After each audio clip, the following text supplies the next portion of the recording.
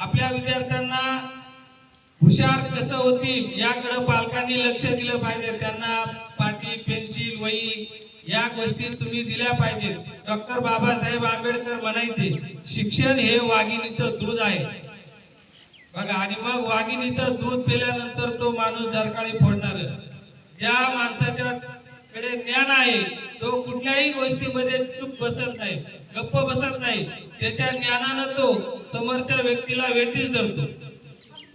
त्यामुळे आपण देखील आपल्या मुलांना पाल्यांना इथं 4थी पर्यंत शिक्षण झालं तरी पुढे शाळेमध्ये पाठवत चला, त्यांना लिहून वाचून मोठं होऊ द्या, त्यांच्या पायावर उभं राहू द्या। जरी नोकरी नाही मिळाली तरी काही हरकत नाही, पण समाजामध्ये सुसंस्कृतपणे कसं राहायचं कसं वागायचं याचं ज्ञान आपल्या मुलांना होणार आहे।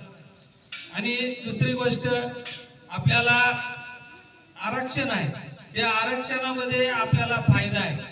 आपण जर चांगलं शिक्षण घेतलं तर कुठेतरी चांगल्या प्रकारची नोकरी लागू शकते। सोलापूर जिल्ह्याचे शिवो